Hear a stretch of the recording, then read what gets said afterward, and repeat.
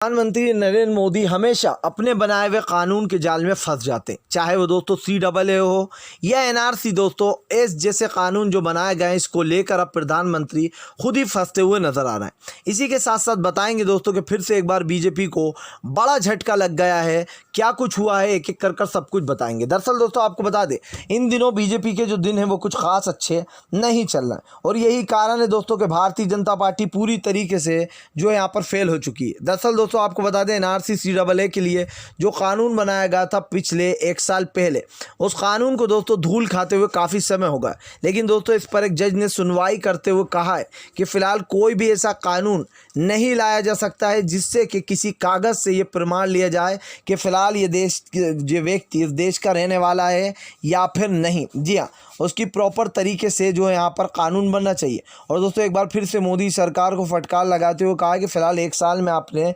कोई कानून नहीं बनाया है NRC और CAA को लेकर। इसी के साथ साथ दोस्तों बता दें आप लोगों को, मोदी सरकार हक्का बक्का रह गई। जी, भारतीय जनता पार्टी के खिलाफ अब जो यहाँ पर बगावती सुर उठ रहे हैं। इनकी अपनी पार्टी के लोग CAA NRC जैसी चीज़ों को गलत बता रहे थे। सोचिए दोस्तों, सर्बानंद सोनोवाल, जी हाँ, बीजेपी ने क्या कहा था सब में जाकर कि CAA NRC तो अभी आने ही नहीं वाला। मतलब जो कानून आप लोग खुद लाते हो उसी कानून से फिर आप डरते भी हो कि जनता हमें वोट नहीं देगी अगर हमने इस मुद्दे को छेड़ा तो। अब आप समझिए दोस्तों कि बीजेपी की इस वक्त क्या हालत हो चुकी है। जी, बीजेपी ना उगल पा रही है ना ही निगल पा रही है। और इस बात को दोस्तों झुटलाया नहीं जा सकता कि फ़िलहाल भारतीय जनता पार्टी की सरकार पूरी तरीके से उखड़ गई है। फ़िलहाल दोस्तों अब बात कर लेते हैं हम बंगाल की। दोस्तों आपको एक बात तो पता होगी कि मोदी सरकार को बंगाल में करारी हार मिली। लेकिन दोस्तों करारी हार तो मिली, लेकिन इसी के साथ साथ जो बंगाल में अमित शाह ने इतने सारे मंत्रियों को जुटाया था, अब वो एक एक कर बीजेपी का साथ छोड़ा। आपको बता दें दोस्तों, 2 और दिग्गज नेता जो यहाँ पर वो TMC में जाकर शामिल हो गए। 150 कार्यकर्ता, पहले 300 कार्यकर्ता, फिर दोस्तों 150 कार्यकर्ता, और अब जो यहाँ पर 2 और कार्यकर्ता जुड़ गए हैं बीजेपी को छोड़कर TMC से। ममता बनर्जी का कहना है कि फ़िलहाल बीजेपी ने जो यहाँ पर देश में सिर्फ नफरत बांटी है।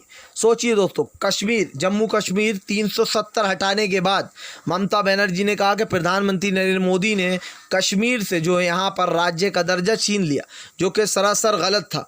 और दोस्तों इस बात को झुटलाया भी नहीं जा सकता कि भारतीय जनता पार्टी की जो राजनीति है वो हर कोई जानता है कि बीजेपी हमेशा हिंदू मुसलमान पर राजनीति करती है दोस्तों।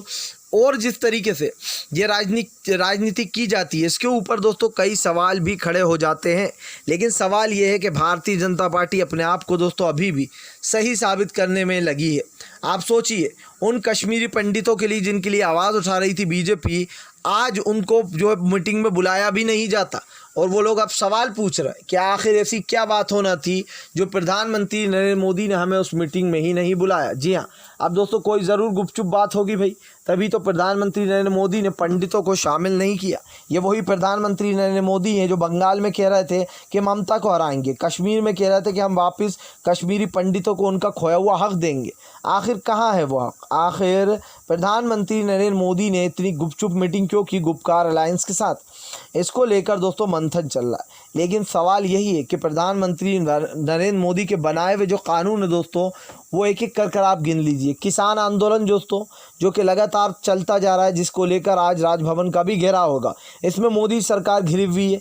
दूसरा दोस्तों NRC CAA जिसको लेकर जमकर हंगामे हुए, दिल्ली हिंसा हुई, इस हिंसा में कई लोगों की जानें चली गई, मस्जिदों में आग लगाई गई जो है यहाँ पर दोस्तों, और जानबूझकर एक सांप्रदायिक दंगा फैलाने की साजिश थी है।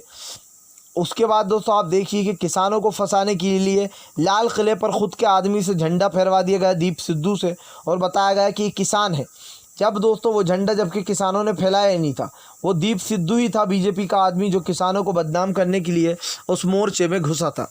अब आप खुद सोचिए दोस्तों, आज भारतीय जनता पार्टी के जो हालात हैं, जो टाइम चल रहा है, वो काफ़ी गलत है। लेकिन बीजेपी तब भी अपने आप को सही साबित करने में लगी। दोस्तों क्या इस बात को कहा नहीं जा सकता कि फ़िलहाल CAA NRC जैसे कानून इस देश की जनता को बदहाल करने के लिए बनाया गया था। और आज मोदी सरकार कितनी ही बचने की कोशिश कर ले, लेकिन सरकार आम आदमी के निशाने पर है। जी हाँ, अब 2024 के जो चुनाव आएंगे दोस्तों, उसमें सरकार का डी एंड होना निश्चित है। और सरकार को इसी चीज़ से डर लग रहा है कि कहीं आने वाले चुनाव में मोदी जी का सफाया ना हो जाए। तभी तो भाई भारतीय जनता पार्टी पूरी तरीके से एक एजेंडा चला रही है। फिलहाल वीडियो पसंद आया है तो लाइक करें और इसी तरीके की सच्ची न्यूज़ पाना चाहते हैं तो चैनल को सब्सक्राइब कर लें।